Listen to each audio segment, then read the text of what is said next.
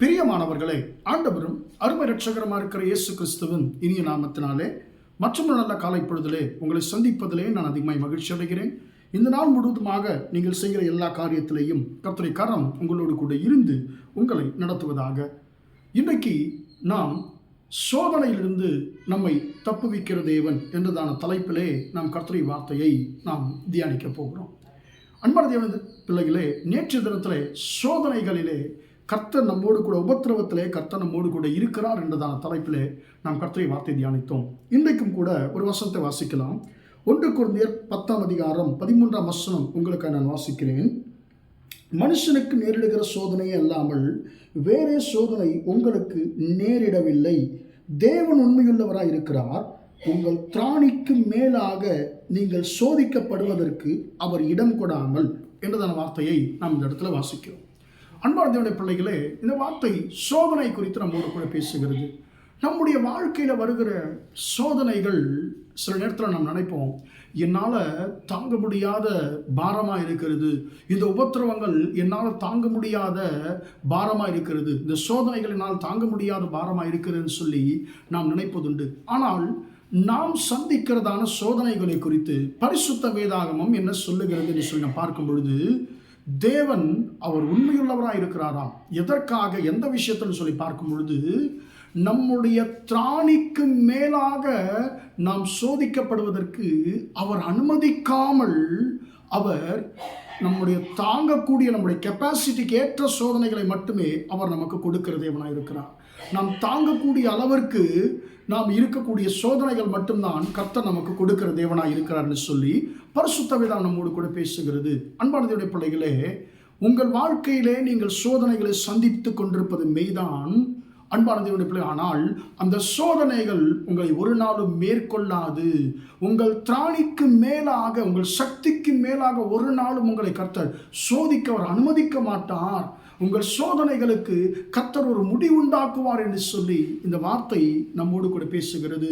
அன்பான தேவனுடைய பிள்ளைகளே, நமக்கு சோதனை என்று சொன்ன உடனே யோபுவை குறித்து நமக்கு ஞாபகம் வரும்.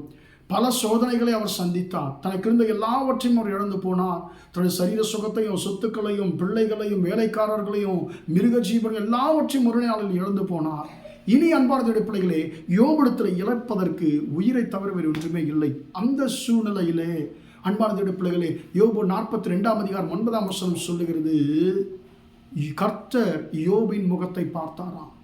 அவருடைய வாழ்க்கையிலே சோதனைகள் திராணியை தாண்டி போகும் பொழுது, அவருடைய சக்திக்கு மிஞ்சின சோதனைகள் மாறும் பொழுது கர்த்தர் உடனடியாய் கிரியை செய்ய ஆரம்பிக்கிறார்.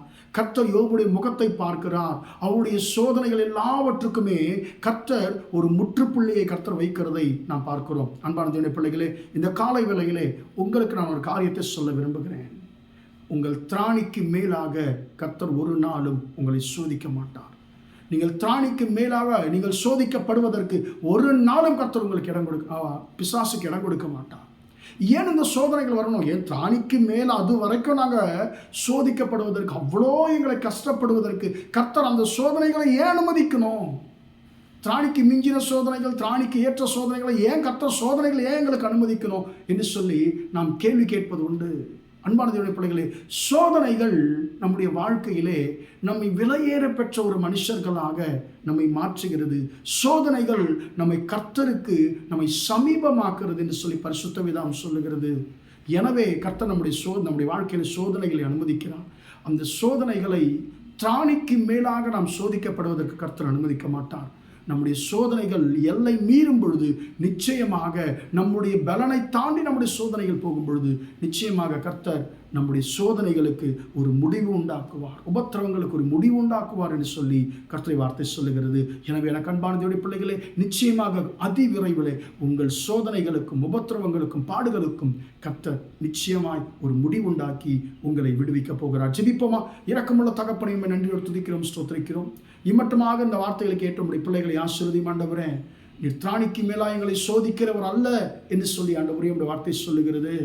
தகப்பனே, யோபனுடைய சோதனைகள் ஆண்டவர் அதிகமாகும் பொழுது நீர் ஆண்டவரே அவருடைய முகத்தை பார்த்தீர். அவருடைய சோதனைகளுக்கு ஒரு முடிவுண்டாக்கு நீர் ஆண்டவரே. அப்பா, பல சோதனைகளிலே ஆண்டவரே இன்றைக்கு பெருமூச்சு விட்டு கொண்டிருக்கிறதான ஆண்டவரே ஒவ்வொரு சகோதர சகோதரிகளையும் கர்த்தர் நீர் ஆண்டவரை கண்ணோக்கி பார்க்கும்படியாக ஜெபிக்கிறேன். அவருடைய சோதனைகளுக்கு ஆண்டவரே ஒரு முடிவுண்டாகட்டும் என்று சொல்லி ஜெபிக்கிறேன். இந்த நாள் முழுவதுமாய் உம்முடைய பிள்ளைகள் செய்கிற எல்லா காரியத்திலேயும் உம்முடைய கரம் கூட இருந்து நடத்தட்டும் என்று இயேசுவின் நாமத்தில் ஒப்புக் கொடுத்து ஜெபிக்கிறேன் ஜீவனுள்ள நல்ல பிதாவே. ஆமென், ஆமென். பிரியமானவர்களை கர்த்தர் உங்களை ஆசீர்வதிப்பாராக.